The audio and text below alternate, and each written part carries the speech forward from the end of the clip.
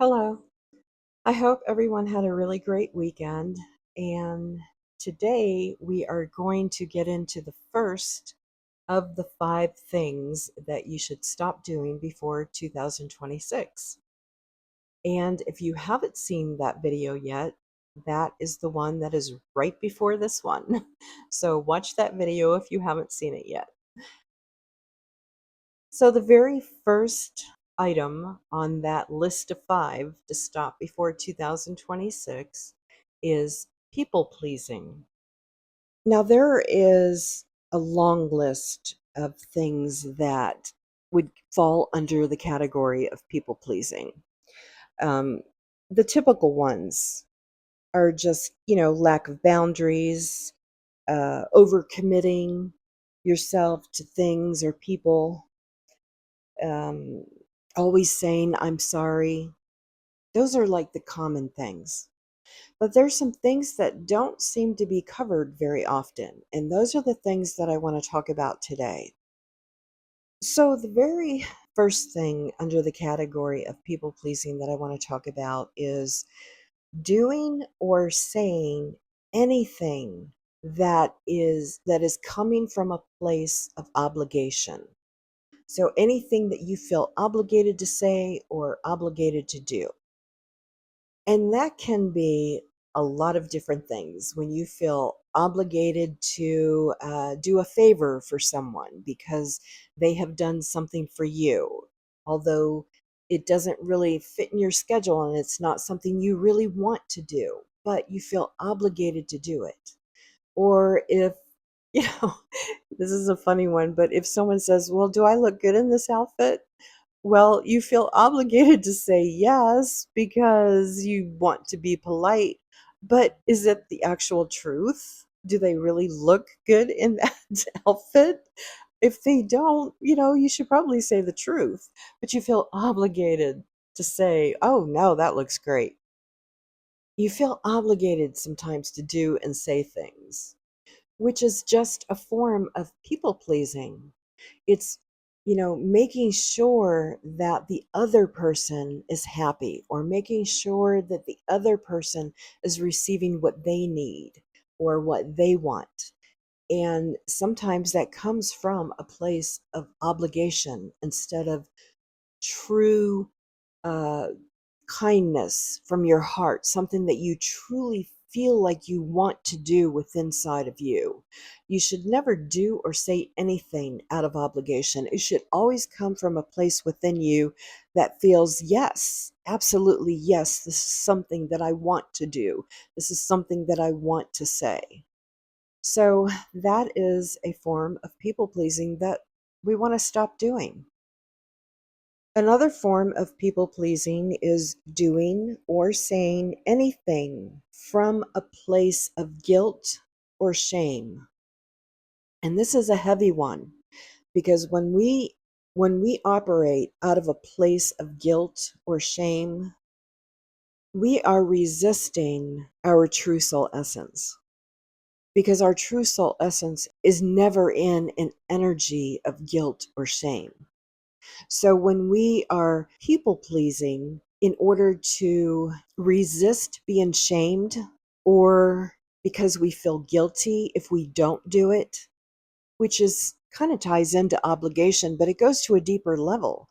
I mean, obligation is one thing, but when it gets down to the level of guilt and shame, we are talking serious manipulation. If they put you in a position of feeling guilty for not doing something or not saying something, or they make you feel shameful for not going along with what they want or what they need, that tells you right then and there that you are out of alignment with your true soul essence.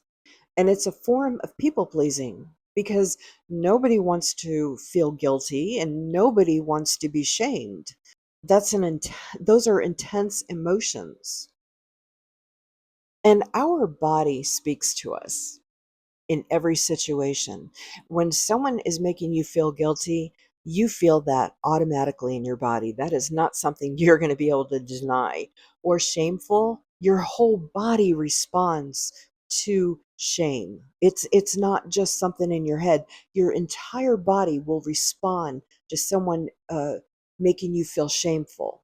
I mean, there's a bunch of different physical reactions that actually take place in the body when those emotions occur. So it's not like you would not know that someone is trying to make you feel guilty in order to get their own way, or if someone is trying to place shame on you, you would know that immediately. And that is something you want to stop right then and there. Never allow someone to put you in a position to feel guilty if you don't do something or say something, or to be made to feel shameful for not doing or saying something, to not people pleasing. Another form of people pleasing is doing or saying anything from a position of fear of rejection. And this happens a lot with peers, your friends, your peers, your family. That these are people that you deal with on a regular basis. That tends to happen a lot in those situations because rejection is that's a heavy emotion to deal with as well. So anytime you feel like you need to people please in order to not be rejected, in order to not be cast out, in order to not be looked upon as not a part of the group or not a uh, part of the family or whatever the situation is, that fear of rejection will sometimes cause you to people please. And ultimately, that fear of rejection comes from you rejecting yourself. If you are going to act or, saying or doing anything from a stance of fear of rejection, you're ultimately rejecting your own self in order to please someone else, in order to be a part of the crowd, in order to fit into the clan, in order to keep everyone happy. Because you don't want to be that outcast, you don't want to be the person that goes against the grain, which start going against the grain. Just try it. I think you may like it. Just try it out. And the last one that I want to talk about today is not allowing the word no to be a complete sentence when that's what you really mean. When you feel the need to start justifying your no, you are people pleasing.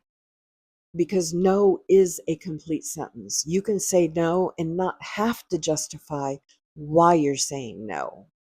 When you start having to explain yourself of, well, but this is how I feel and this is what I want. And there's a point of being polite and being kind in saying no. But there's also that thin line where you start to have to justify your no because someone is pushing you into a yes when you really want to say no. No needs to be a complete sentence when it comes to that point. So, how do we start to stop these things? The first thing is you need to get to know yourself. You need to get to know your true soul essence. Because if you don't know yourself, then you have no idea what your truths are and where you stand and what feels right to you and what doesn't. You will just be swayed by everything that everybody wants and everybody desires, and with no thought to your own self. So, the first step is getting to know who you are and what your truths are and where you stand. The second thing is self respect. That is absolutely imperative to all aspects of life, but especially this one. You need to respect yourself enough, and you do that by knowing that you are worthy, that you honor yourself. You're a person of divinity. You are reclaiming your divinity. Reclaiming your divinity automatically brings you self-respect because you know that the divine is living within you. How can you not respect that? How can you not respect that?